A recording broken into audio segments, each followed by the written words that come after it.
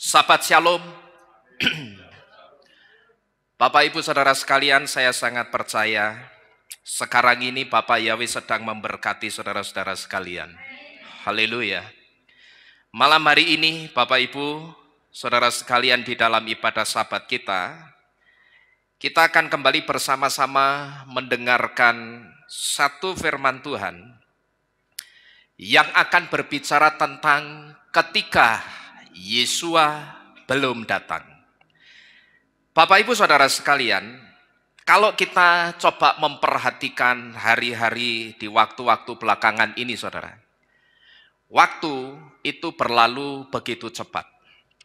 Hari ini saja, tanpa kita sadari, kita sudah ada di hari ketiga di bulan ke-8 dalam penanggalan Ibrani yang adalah bulan Kesvan. Dan seperti yang kita lihat sekarang ini saudara, kita masih ada di dunia ini. Saudara dan saya, kita masih ada di dunia ini. Dan kita yang masih ada di dunia ini artinya Yesua itu belum datang untuk menjemput saudara dan saya. Nah, mungkin sekarang ini ada di antara kita yang bertanya-tanya di dalam hati, kenapa kita sudah berkali-kali melewati tanggal 1 Tisri, tetapi kenapa Yesua tidak datang juga pada perayaan Yom Teruah? Kalau mungkin ada di antara kita yang sempat berpikir seperti ini, atau mungkin ada di antara kita yang sempat bertanya-tanya di dalam hati, saya katakan apa yang menjadi pertanyaan saudara ini tidak jadi masalah saudara. Karena apa yang saudara pertanyakan ini sesuatu yang wajar. Kenapa saya katakan wajar? Karena kita yang sudah diberitahu nubuatan 7 hari raya, bahwa Yesua tidak akan keluar dari garis 7 hari raya, maka secara otomatis kita pasti akan bertanya-tanya setiap kali kita melewati tanggal 1 Tisri. Mungkin di situ kita bertanya-tanya begini, Yesua kok belum datang ya tanggal 1 Tisri kemarin? Jadi sekali lagi, kalau barangkali ada di antara kita yang mempertanyakan seperti ini, pertanyaan saudara ini tidak salah. Dan pertanyaan ini satu pertanyaan yang wajar. Yang penting begini saudara, ketika mungkin ada di antara kita yang mempertanyakan, kenapa saya sudah berkali-kali melewati tanggal 1 Tisri, tetapi Yesua kok belum datang juga? Yang penting ketika saudara mempertanyakan ini, hati saudara itu jangan seperti hatinya orang yang ada di luaran sana, yang ketika beberapa waktu yang lalu saya menyampaikan tentang kemungkinan Yesua bisa saja datang pada tanggal 1 Tisri tahun 5786 ini. Dan begitu lewat tanggal 1 Tisrinya saudara, ada orang-orang di luaran sana yang komentar di YouTube itu mempertanyakan. Cuman yang disayangkan tanyanya itu atau nada tanyanya itu mencibir. Jadi mereka bertanya, tetapi sekaligus mereka juga mengejek. Mana katanya tanggal 1 Tisri Yesua mau datang. Mana katanya tanggal 23 September Yesua mau datang. Di sini saudara, jujur saya merenung. Orang-orang yang mencibir seperti ini sebetulnya sudah nonton videonya atau belum? Atau jangan-jangan baru nonton judulnya, lalu di situ mereka sudah mencibir. Nah, kalau betul seperti ini sangat disayangkan. Karena apa? Karena dalam penyampaian saya, waktu itu saya tidak pernah mengatakan pasti Yesua akan datang pada perayaan Yom Teruah tanggal 1 Tisri tahun 5786 ini. Saya tidak pernah memastikan Yesua itu pasti datang tanggal 1 Tisri tahun 5786. Tetapi yang saya katakan di situ, ketika kita mendengar ada kesaksian dari orang-orang yang mengatakan bahwa kemungkinan Yesua akan datang pada tanggal 23 September, lalu di situ saya coba cari tahu 23 September itu kalau dalam penanggalan Ibrani jatuhnya tanggal berapa. Nah ternyata 23 September itu masuk tanggal 1 bulan Tisri. Oh kalau masuk tanggal 1 bulan Tisri, berarti bisa saja Yesua itu datang menggenapi perayaan Yom Teruah. Karena satu-satunya hari raya yang belum digenapi Yesua itu cuman Yom Teruah. Maka Yom Teruah itu dikenal sebagai satu hari raya. Yang oleh orang-orang Yahudi, Yom Teruah itu disebut sebagai satu hari raya yang tidak tahu kapan pastinya penggenapan nubuatannya. Karena apa? Karena orang-orang Yahudi dan kita itu tidak tahu kapan Yesua akan datang. Kita tidak pernah tahu, saudara-saudara sekalian. Nah, maka saya jujur sempat merenung, ini sebetulnya yang ngejek-ngejek begini ini, yang tanyanya nadanya sinis dan mencibir ini nonton videonya atau belum? Kalau nonton pasti paham maksud saya. Bahkan tidak hanya Yom Teruah tahun ini, tetapi beberapa tahun yang lalu, kalau tidak salah 4 tahun yang lalu, saya pun juga pernah menyampaikan hal ini saudara. Karena sekitar 4 atau 5 tahun yang lalu, tanggal 1 Tisrinya itu juga kalau tidak salah jatuhnya tanggal 22 atau 23 September. Jadi mirip-mirip saudara-saudara sekalian. Nah tetapi saya katakan saya tidak kaget dengan orang-orang yang mencibir ini.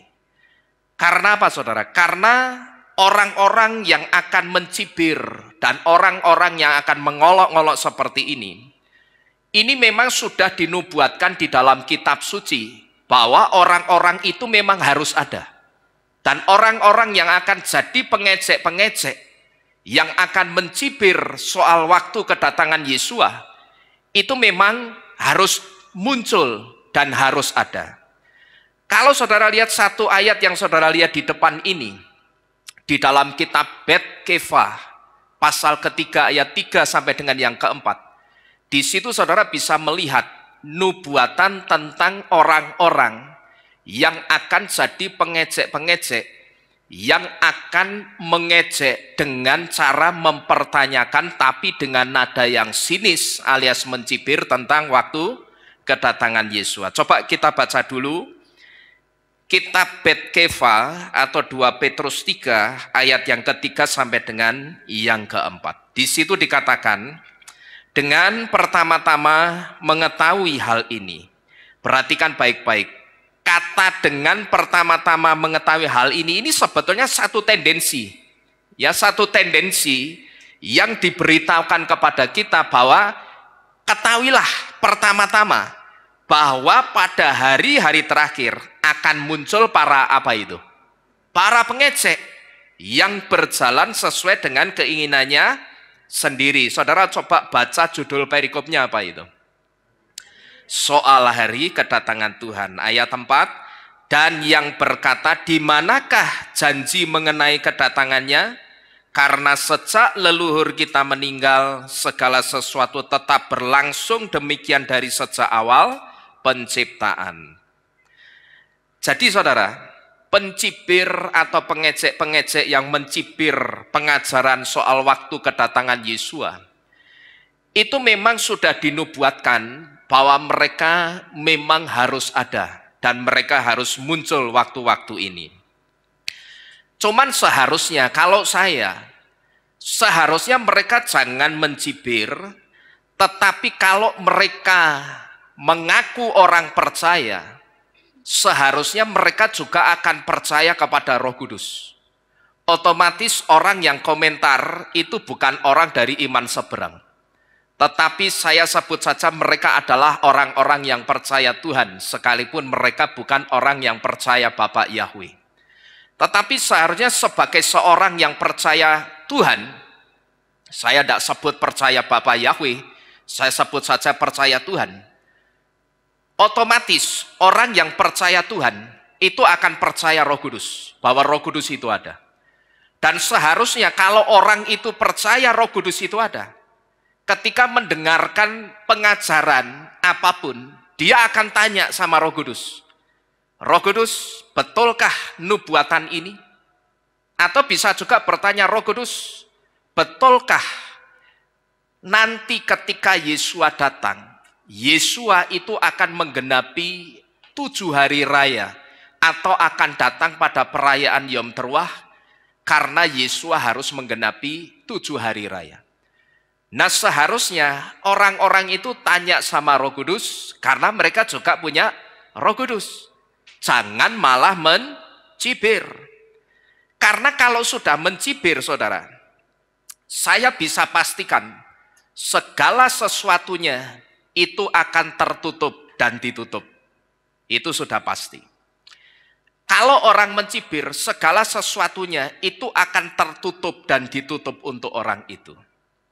Termasuk rahasia-rahasianya Elohim, rahasia-rahasianya Tuhan, itu juga akan ditutup atau dikunci untuk orang-orang yang suka mencibir. Karena apa? Karena rahasianya Bapa Yahweh itu cuma dibuka untuk orang yang mencari tahu, tetapi rahasia itu akan ditutup dan dikunci dan tidak akan pernah diberitahukan kepada orang-orang yang suka mencibir. Itu pasti tidak akan dibuka, saudara. Tetapi justru rahasia itu akan dikunci rapat-rapat. Karena yang namanya rahasia, itu pasti sesuatu yang sangat berharga, yang sangat bernilai. Kalau sesuatu yang sangat berharga atau bernilai itu jatuh ke tangan yang salah, ke tangan orang yang suka mencibir, saya mau tanya, kira-kira sesuatu yang berharga itu masih ada harganya atau tidak, saudara? Tidak. Emas yang harganya sangat tinggi, tapi kalau jatuh ke tangan yang tidak tahu, orang yang tidak tahu soal emas, kira-kira emas itu buat orang itu ada harganya atau tidak? Tidak. Kitab suci juga mengatakan apa? Jangan memberikan mutiara kepada babi. Ya kan ada satu ungkapan yang dikatakan begitu. Jangan memberikan mutiara kepada babi. Jadi janganlah jadi orang yang suka mencibir. Karena kalau sudah mencibir, segala sesuatunya itu pasti akan tertutup untuk orang itu. Termasuk rahasia-rahasianya Tuhan, itu juga akan dikunci untuk orang-orang yang suka mencibir. Karena rahasianya Bapa Yahweh itu cuma dibuka untuk orang yang benar-benar mencari tahu dan mau belajar, bukan untuk orang yang suka mencibir. Termasuk, saudara, begini.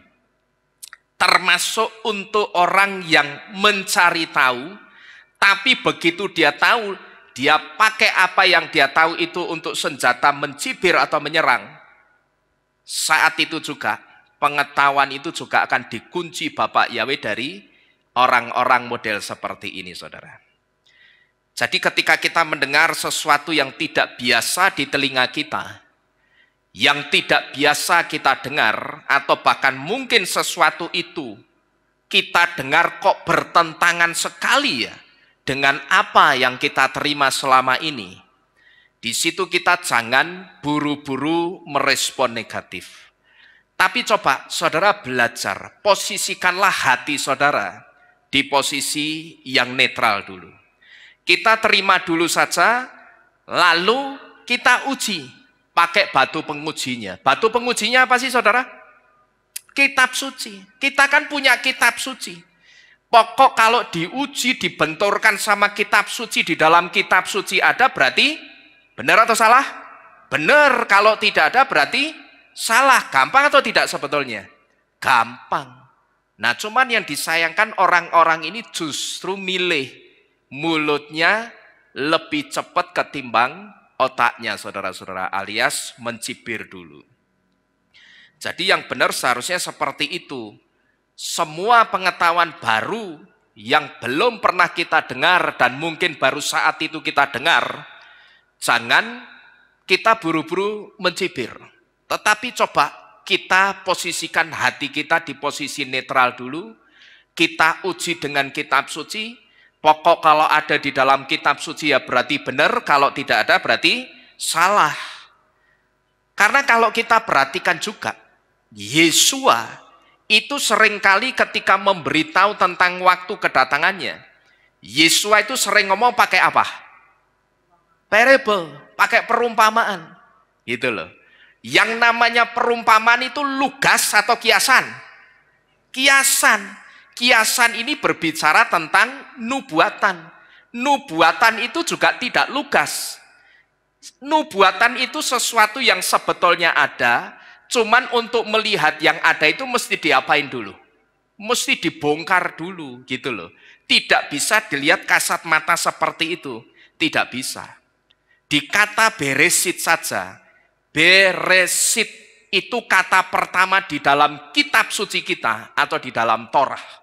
Itu saja sudah mengandung nubuatan pengorbanan Yesua. Bahwa Yesua dinubuatkan sejak mula, pada awalnya, sejak awal segala sesuatu langit dan bumi belum diciptakan, Yesua itu sudah masuk nubuatan bahwa dia akan diremukkan di tiang kayu salib yang adalah rencana Bapanya Yahweh. Itu di kata beresit, saudara. Tapi kalau saudara melihat kata beresit begitu saja, B-E-B-R-E-R sit, kira-kira ada enggak nubuatan penyalipan Yesua di situ? Tidak ada. Tapi begitu beresit itu dibongkar, ternyata beresit itu menubuatkan tentang penderitaan dan penyalipan Yesua. Jadi kalau kita perhatikan, Yesua itu sering pakai parable atau perumpamaan untuk memberitahu tentang waktu kedatangannya. Jadi sekarang ini saudara, ketika kita kembali sudah melewati tanggal 1 Tisri dan Yesua belum datang juga. Sekali lagi, mulut kita jangan ikut-ikutan mencibir. Jangan menyaksikan, bahaya. Kalau saudara ikut menyaksikan, saudara bahaya. Mungkin tidak terucap, tapi dalam pikiran saudara, saudara berkata, apa sih? Tiwas tuku klambi putih anyar, Yesua ora teko. Ayo, ada yang begitu enggak kira-kira? Tak ganti duitmu. Nek ana sing ngomono tak ganti saiki ya. Jadi hati-hati.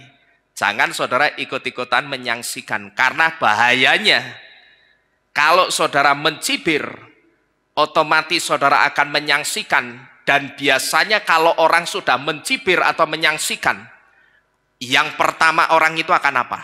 Lengah. Dan biasanya kalau orang lengah, dia akan berjaga-jaga atau menyepelekan, saya tanya. Menyepelekan.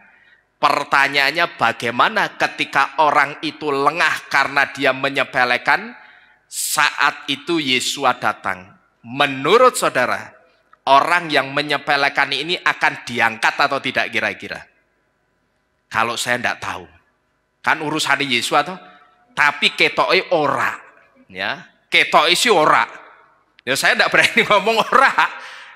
Cuman ketoknya sih ora. Ya toh. Karena apa? Karena dia sudah menyepelekan. Nah Bapak Ibu Saudara sekalian, beberapa tahun yang lalu saudara, di tempat ini saya pernah mengangkat satu ilustrasi.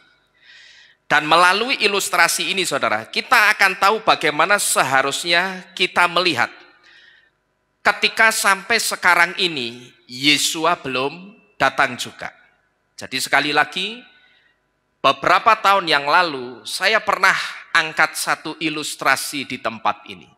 Dan melalui ilustrasi ini kita bisa melihat bagaimana kita melihat ketika sampai sekarang ini Yesua belum datang juga.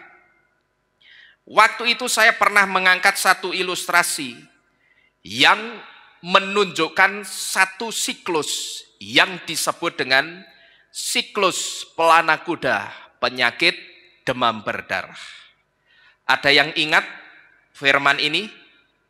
Ya, kalau saudara ingat beberapa tahun yang lalu, memang sudah cukup lama, sekitar 4 atau 5 tahun yang lalu, saya pernah mengangkat ilustrasi siklus pelana kuda penyakit demam berdarah dengu. Nah, melalui ilustrasi siklus ini saudara, atau melalui penggambaran siklus ini, kita bisa tahu bagaimana kita harus bersikap ketika sekarang ini kita sedang menunggu Yesua yang akan datang untuk menjemput saudara dan saya. Melalui penggambaran siklus ini, kita bisa tahu bagaimana kita harus bersikap ketika sekarang ini kita sedang menunggu Yesua menjemput saudara dan saya. Sebetulnya saudara, tujuan dibuatnya grafik siklus pelana kuda, tujuannya itu untuk memudahkan orang, supaya orang itu gampang mengetahui fase-fase atau arti dari naik turunnya panas atau demam yang dialami oleh orang-orang yang kena sakit demam berdarah. Jadi kalau saudara melihat di depan ini, ada siklus pelana kuda penderita demam berdarah dengu, tujuan dibuat grafik seperti yang saudara lihat di depan ini. Ini sebetulnya tujuannya untuk memudahkan orang melihat fase-fasenya orang kalau kena demam berdarah itu apa saja. Fase pertama, fase kedua, fase ketiga, apa saja fasenya. Dan di fase-fase itu artinya apa? Atau kondisi tubuhnya orang yang kena demam berdarah di fase pertama itu bagaimana, di fase kedua bagaimana, dan di fase yang ketiga bagaimana juga. Nah, fase-fasenya apa saja?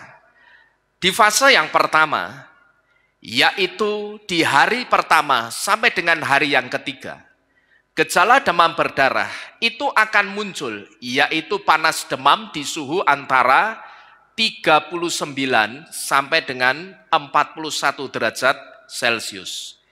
Ini fase pertama, orang yang tubuhnya diserang demam berdarah dengu. Lalu di fase kedua, yaitu yang ada di hari ketiga sampai dengan hari kelima, demam itu akan mereda. Nah, di sini ketika demam sudah mereda, panasnya sudah turun, di sini ada satu catatan di fase ini yang tidak boleh kita sepelekan, yaitu jangan terkecoh dengan suhu tubuh yang turun atau kembali normal. Karena di fase ini sebetulnya penderita demam berdarah itu justru sedang memasuki masa di mana resiko tertinggi dari demam berdarah dengu bisa terjadi. Justru ini sedang resikonya tinggi-tingginya. Atau resiko tinggi-tingginya itu disebut orang yang kena demam berdarah itu masuk ke masa kritis. Lalu di fase yang ketiga, yaitu di hari ke-6 sampai hari ke-7. Ketika fase kedua yang disebut masa krisis atau masa kritis itu berakhir, maka suhu tubuh atau demam itu akan kembali naik sebagai reaksi dari kesembuhan. Nah, dalam fase penyembuhan ini, maka denyut nadi itu akan kembali menguat. Kalau tadinya nadinya denyutnya itu lemah, di fase yang ketiga ini denyut nadinya akan naik lagi, kuat lagi. Lalu di fase yang ketiga pendarahan yang terjadi akan berhenti dan terjadi perbaikan fungsi tubuh lainnya, saudara-saudara sekalian. Nah, lalu pertanyaannya, apa kaitannya siklus pelana kuda ini dengan sikap kita ketika sekarang ini kita melihat setelah kita melewati tanggal 1 Tisri, ternyata Yesua belum datang juga. Seperti yang saya sampaikan di depan tadi, saudara. Siklus pelana kuda itu ilustrasi yang saya angkat untuk memberitahu kita bagaimana seharusnya kita bersikap ketika sampai sekarang ini Yesua itu belum datang juga. Nah, mungkin sekarang ini, saudara, ada di antara kita yang mengatakan begini, sikap kita itu ya sekot, Pak. sikap kita itu berjaga-jaga. Syekot itu berjaga-jaga. Saya katakan kalau saudara mengatakan sikap kita berjaga-jaga, itu betul. Cuman pertanyaannya berjaga-jaga yang seperti apa? Berjaga-jaga yang bagaimana? Nah, ini yang akan kita lihat melalui ilustrasi siklus pelana kuda, saudara-saudara sekalian. Nah, sekarang kita perhatikan baik-baik di depan. Fase pertama dari penyakit demam berdarah, di mana gejala demam berdarah akan muncul, yaitu demam dan panas tinggi. Fase ini adalah gambaran dari pemberitaan waktu kedatangan Yesua yang sedang rame-ramenya atau puncaknya dibicarakan orang, dan hal itu diperingatkan kepada kita. Kita di warning bolak-balik bahwa Yesua kemungkinan besar akan menggenapi Yom Teruah pada tanggal 1 Tisri. Kira-kira seperti itu, saudara. Ini pemberitaan tentang waktu kedatangan Yesua di fase ini sedang rame-ramenya dibicarakan orang. Dan hal itu diperingatkan khusus kepada kita. Nah, biasanya saudara, di fase ini banyak terjadi pertobatan. Karena apa? Salah satunya, satu di antaranya, orang bertobat itu karena takut kalau tidak diangkat. Setiap mendekati tanggal 1 Tisri, saudara dan saya, kita itu selalu di warning supaya apa? Berjaga-jaga. Karena apa? Karena tidak menutup kemungkinan Yesua akan datang pada perayaan Yom Teruah untuk menggenapi 7 hari raya. Dan biasanya saudara, mendekati tanggal 1 Tisri, orang itu akan beramai-ramai mengambil sikap tesufah atau pertobatan. Nah, ini gambaran dari fase pertama, penyakit demam berdarah, di mana di fase ini, berita tentang kedatangan Yesua itu pas rame-ramenya dibicarakan orang. Di fase pertama ini, panasnya tinggi atau rendah, saudara? Panasnya yang tinggi-tingginya ini sedang berbicara tentang pemberitaan tentang waktu kedatangan Yesua itu sedang rame-ramenya dibicarakan. Artinya di mana-mana orang itu banyak yang membicarakan tentang kedatangan Yesua. Entah itu orang Kristen atau itu penyembah Yahweh, tapi kalau saudara ketemu di mana-mana, banyak orang yang akan membicarakan tentang waktu kedatangan Yesua. Dan di situ kita diingatkan supaya berjaga-jaga. Kemudian, ini fase yang pertama. Kemudian di fase kedua, dari penyakit demam berdarah dengu, di mana suhu tubuh kembali normal, dan orang berpikir saat itu aku sudah sembuh. Fase ini adalah gambaran masa setelah lewat tanggal 1 Tisri. Pas atau sebelum atau setelah lewat tanggal 1 Tisri? Setelah lewat tanggal 1 Tisri. Jadi di fase kedua dari penyakit demam berdarah, di mana suhu tubuh kembali normal, berarti naik atau turun? Naik kembali normal lagi. Turun. Di situ orang berpikir, wah, ki aku wis ora panas maneh iki. Berarti aku sudah sembuh. Fase ini sebetulnya gambaran masa setelah lewat tanggal 1 Tisri, ya toh orang kan berpikir aku sudah sembuh. Itu orang berpikir setelah lewat 1 Tisri aman ki. Yesua ora teko, aman. Kata-kata Yesua ndak jadi datang aman itu berarti sama dengan kata-kata apa? Apa ini? Aku sudah sembuh. Fase ini gambaran masa setelah lewat tanggal 1 Tisri, di mana euforia tentang waktu kedatangan Yesua itu sudah mulai meredup. Dan sudah mulai tidak dibicarakan orang lagi. Karena sudah lewat tanggal berapa? 1 Tisri. Sampai di sini dulu saudara paham enggak ini? Ilustrasi ini, paham ya? Nah biasanya saudara, di fase ini Orang yang bertobatnya karena takut tidak diangkat, itu akan kembali ke sifat aslinya dan kebiasaan lamanya sebelum bertobat. Kira-kira ini gambar orang yang lagi apa ini? Santai-santai lagi. Alias apa kira-kira? Orang di fase ini akan kembali ke sifat aslinya itu alias apa? Kalau sebelum tanggal 1 Tisri bejijat, ya bejijat maneh. Kalau sebelum 1 Tisri maksiat, ya maksiat maneh. Ya toh? Ada enggak yang begitu? Ada, saudara-saudara sekalian.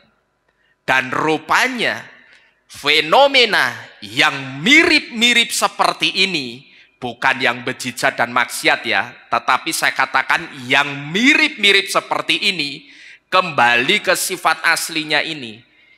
Rupanya ini juga terjadi di banyak kehilat-kehilat. Saudara bisa melihat ketika apa? Orang yang biasanya tidak pernah datang ibadah, tapi tanggal 1 Tisri mesti ikut ibadah. Kira-kira ikut ibadahnya karena apa itu saudara? Wedine rak diangkat. Ya toh? Karena takut kalau tidak diangkat. Sebetulnya saudara, orang yang seperti ini sangat berbahaya. Karena apa?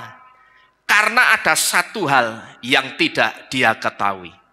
Orang yang kalau datang ibadahnya itu nek pas 7 hari raya tok, secara khusus kalau pas perayaan Yom Teruah, karena dia takut tidak keangkat. Sebetulnya orang-orang yang seperti ini tidak hanya berbahaya, tapi sangat berbahaya. Apa yang dia lakukan, sikapnya itu sangat membahayakan dirinya sendiri. Karena apa? Karena ada satu hal yang dia tidak ketahui. Bahwa sama seperti pada sakit demam berdarah. Fase kedua ini, di mana orang merasa aku sudah sembuh. Di fase kedua ini sebetulnya ketika orang merasa sudah sembuh, tapi justru sebetulnya itu fase apa ini? Fase kritis yang sering diabaikan orang karena merasa sudah sembuh. Demikian pula dengan anak-anak Tuhan. Biasanya di fase ini atau setelah lewat tanggal 1 Tisri, tidak jarang orang kembali ke tabiat lamanya alias santai-santai lagi. Karena apa? Karena beranggapan sekarang kan sudah lewat tanggal 1 Tisri. Apa meneh saiki? Sudah lewat sebulan lebih, wis tanggal 3 Keswan. Dan Yesua tidak datang. Kira-kira ada atau tidak di antara kita yang seperti ini? Ada atau tidak saudara? Ada. Ya. Yang kelihatan rajin dan semangat ibadah hanya di waktu-waktu tertentu. Ada enggak kira-kira? Ada banyak. Orang ini bukan lupa saudara, tetapi dia tidak tahu. Kalau waktu-waktu ini sebetulnya justru waktu-waktu yang sangat kritis gitu loh. Begitu kita lewat tanggal 1 Tisri, sebetulnya inilah waktu kritisnya. Waktu di mana kita itu jangan sampai lengah, karena Yesus bisa saja datang di saat orang itu sedang santai-santai lagi dan menganggap waktu kedatangan Yesus itu sudah lewat. Nah, ini justru waktu kritisnya itu di situ. Jadi hati-hati saudara-saudara sekalian. Kenapa kok saya katakan seperti ini? Ya, saya perhatikan ada yang seperti itu. Yang datang kalau cuman pas 7 hari raya. Ibadah sabat rutin tidak pernah datang. Ya, banyak yang seperti itu. Bahkan yang saya heran begini. Ada orang main ke dekat kehilat yang jaraknya sekitar tidak sampai 1 kilo dari kehilat. Bisa saudara. Seringkali orang itu beralasan, rumah saya jauh. Tapi main ke satu tempat di dekat kehilat ini dia bisa. Lah padahal dari kehilat ke tempat itu tidak ada 1 kilo. Saya merenung. Ke situ untuk senang-senang bisa, tapi ke kehilat selalu alasannya tidak bisa. Di situ terkadang saya merenung, aduh kok kebangetan ya. Orang ini kok kebangetan, sama Tuhan kok segitunya gitu loh. Kalau pergi kemana-mana, saya dapat informasi selalu bisa. Padahal itu jaraknya yang ngelewati Kehilat. Kalau misalkan dari atas, mau ke daerah misalkan Pantura sana, kan mesti ngelewati Kehilat dulu, baru ke sana. Bisa saudara. Tapi anehnya kalau ibadah Sabat tidak pernah bisa. Alasannya macam-macam. Gitu loh. Hati-hati. Ya, waktu di mana kita lengah, justru itulah waktu-waktu yang kritis. Setelah lewat tanggal 1 Tisri, termasuk hari ini juga waktu-waktu yang kritis. Nanti saudara akan tahu, kenapa saya sebut hari ini juga, sekalipun kita sudah lewat tanggal 1 Tisri. Saudara tahu, bulan Keswan itu bulan yang tidak ada hari raya sama sekali. Bahkan orang-orang Yahudi juga berpikir begini.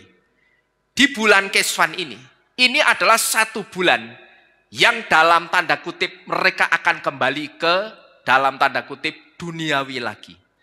Artinya setelah rangkaian hari raya yang cukup panjang, begitu masuk bulan Tisri, ada perayaan Yom Teruah, ada perayaan Yom Kippur, terus apa lagi? Ada Sukot, setelah Sukot ada Shemini Atseret, setelah Shemini Atseret ada Simchat Torah. Selesailah mereka ada dalam rangkaian bulan Tisri. Maka dengan begitu selesai juga rangkaian hari raya di bulan Tisri. Dan saat itu setelah selesai bulan Tisri mereka akan masuk ke bulan Heswan sekarang ini. Bagi mereka juga saudara, bulan Heswan itu juga satu bulan di mana mereka akan kembali dalam tanda kutip ke duniawinya. Tetapi bedanya ketika mereka kembali ke duniawinya, di situ mereka akan pakai aktivitas duniawinya itu untuk kemuliaan Tuhan juga. Nah ini bedanya mereka dengan kita. Kalau kita kembali ke duniawi kita, terkadang kita sudah tidak memikirkan Tuhan. Kita larut dalam duniawi kita begitu saja. Tapi kalau orang-orang Yahudi, karena mereka berpikir bulan Keswan itu tidak ada hari raya sama sekali, inilah waktu di mana kita kembali ke dalam tanda kutip duniawi kita. Tetapi di situ oleh rabi-rabi mereka selalu diingatkan, ketika kamu kembali ke urusan duniawimu, jangan sekali-sekali kamu lupa dengan Tuhanmu. Jadi Bapak Ibu Saudara sekalian, begitu kita lewat tanggal 1 Tisri, sebetulnya inilah masa-masa atau waktu-waktu kritisnya. Waktu yang sebetulnya justru kita itu jangan sampai lengah, karena Yesua itu bisa saja datang di saat orang sedang ongklang-ongklang, alias santai-santai. Karena kenapa kok santai-santai? Menganggap Yesua sudah lewat waktu kedatangannya. Kenapa saya katakan justru waktu-waktu sekarang ini setelah kita melewati 1 Tisri itu masa kritisnya. Karena sama seperti fase berikutnya pada penyakit demam berdarah, di mana suhu tubuh akan kembali naik sebagai reaksi dari apa ini? Kesembuhan. Hal ini sekaligus menjadi gambaran saat di mana Yesua bisa saja datang untuk membawa kita naik juga kemana? Ke awan-awan kemuliaannya, yang saya sebut membawa kita naik ke awan-awan kemuliaannya itu dengan mengangkat kita, saudara-saudara sekalian. Saudara perhatikan dua kata naik yang saya highlight dengan huruf besar semua. Sama seperti fase berikutnya pada penyakit demam berdarah. Ketika suhu tubuh naik di fase yang ketiga ini adalah reaksi dari kesembuhan. Ini sekaligus jadi gambaran saat di mana Yesus bisa datang untuk membawa kita naik juga ke awan-awan kemuliaannya, alias mengangkat kita. Orang kalau di sini kira-kira kalau ada kata kesembuhan, nuansanya sukacita atau sedih? Sukacita. Kalau Yesus datang mengangkat kita, nuansanya sedih atau sukacita? Sukacita juga. Jadi saudara paham ya, dua kata naik yang saya highlight dengan huruf besar semua, ini sebetulnya satu nubuatan. Suhu tubuh di fase yang ketiga ini naik lagi, kelihatannya panas. Dan saudara mesti ingat, ya, kata panas. Ini ya, suhu tubuh akan kembali naik, berarti panas atau adem? Panas. Saudara ingat, Yesua itu pernah bicara dengan satu perumpamaan tentang waktu kedatangannya. Dia pakai satu pohon yang disebut pohon apa? Pohon apa? Pohon ara. Yesus katakan apa? Soal waktu kedatanganku, perhatikanlah baik-baik pohon ara ini. Ketika ranting daun ara, pohon ara ini sudah bertunas, itu tandanya musim panas itu sudah dekat.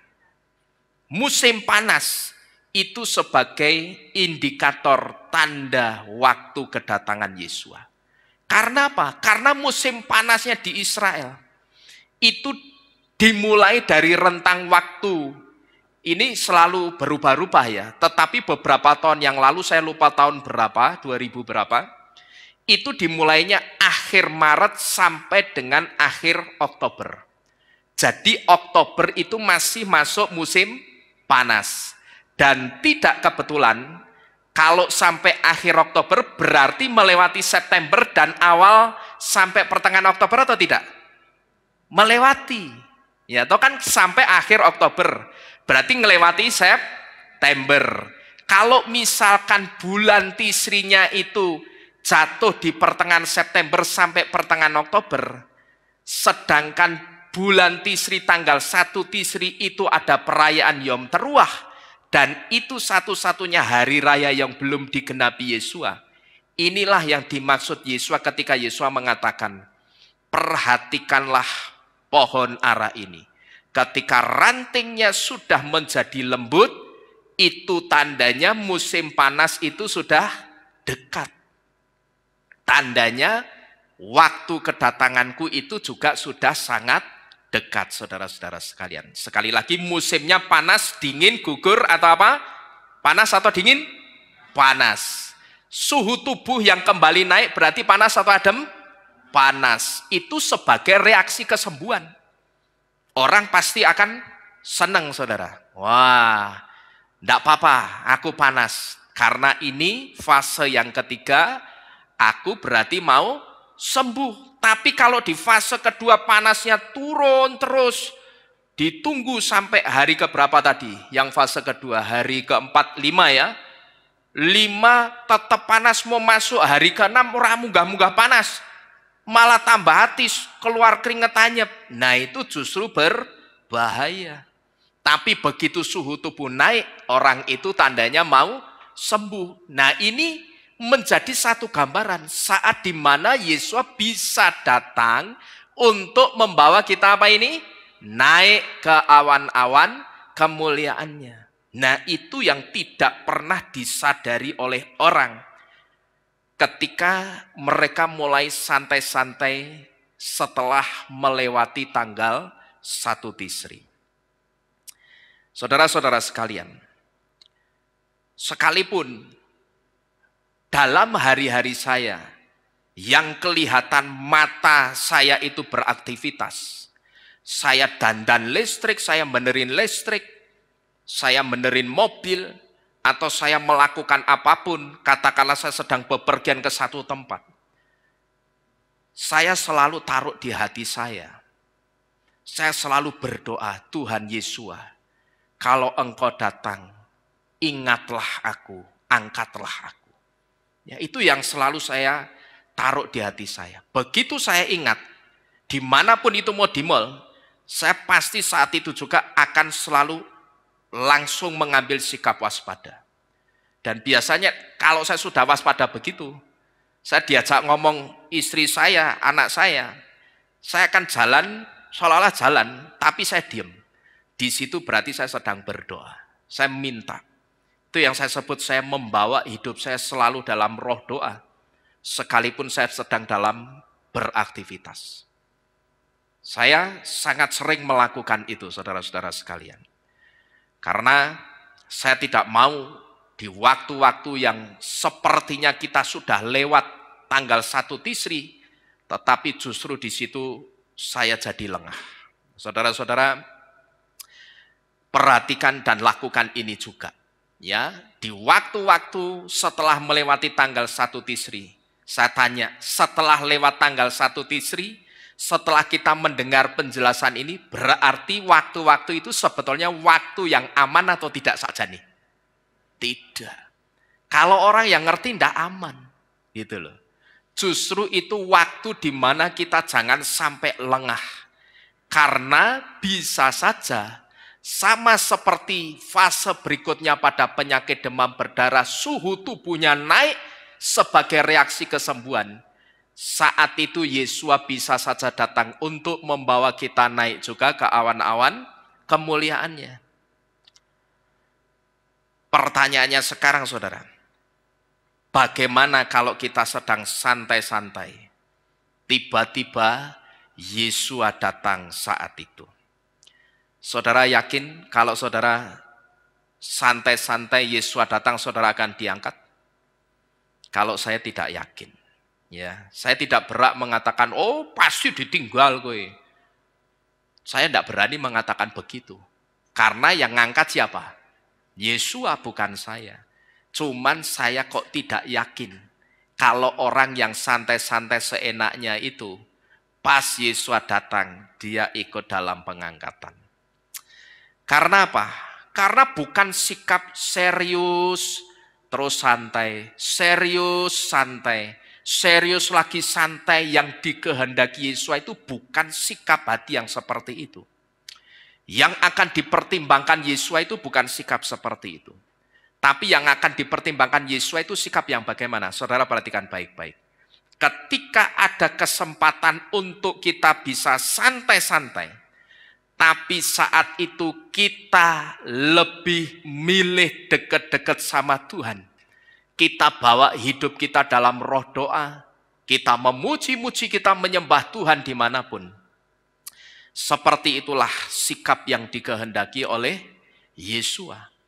Yang dikehendaki Yesus itu yang begitu. Saudara sebetulnya punya waktu untuk santai, tapi di situ saudara justru pakai waktu itu untuk jaga-jaga.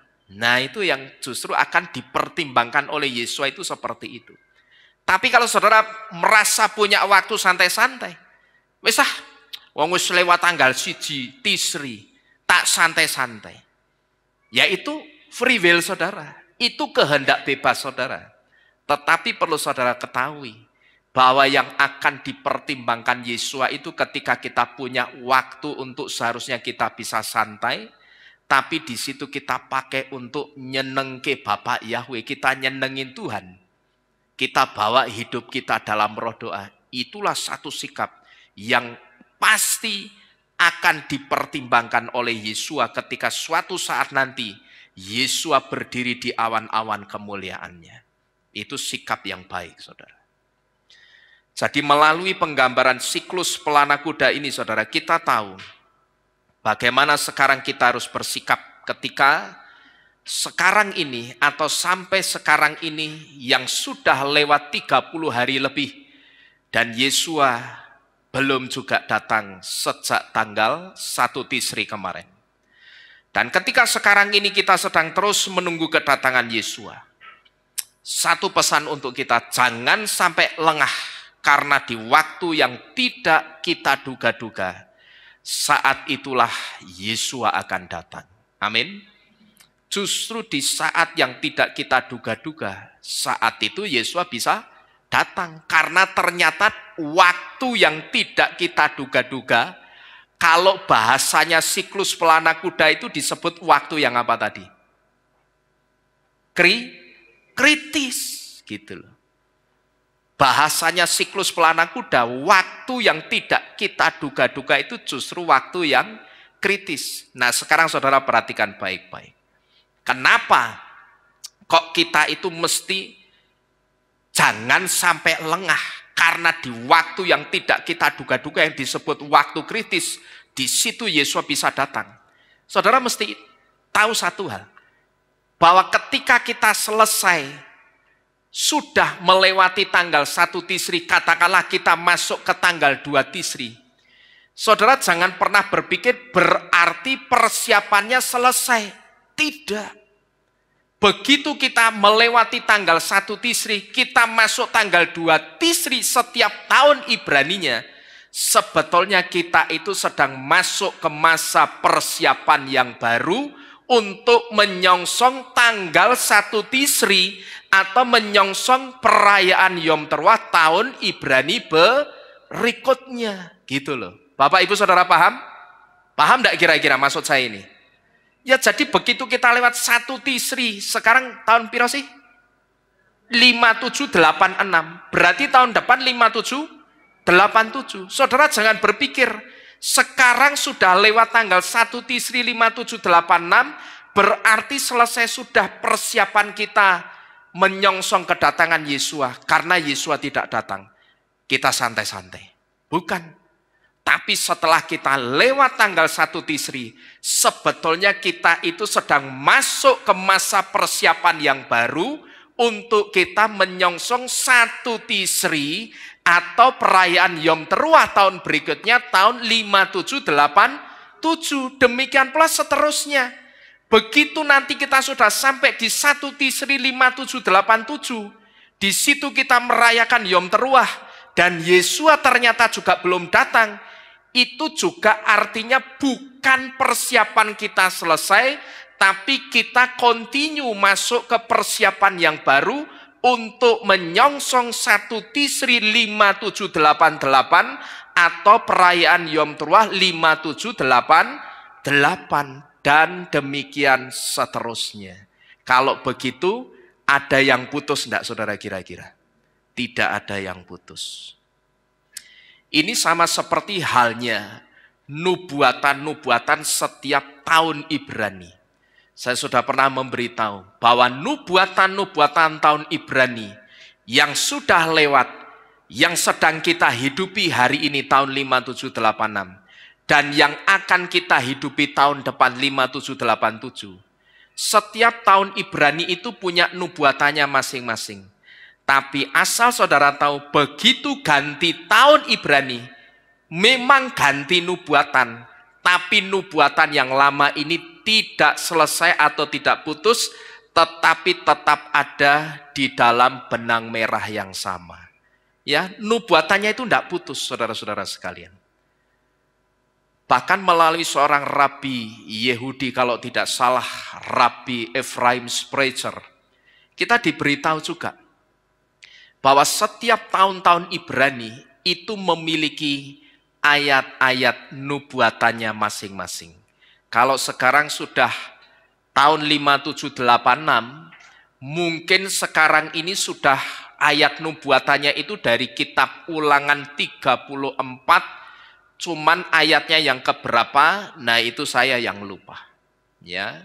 Karena di tahun 5780 kemarin, itu tidak, kalau tidak salah sampai kitab Ulangan 34 atau 30 berapa, ayat 12 atau berapa gitu loh.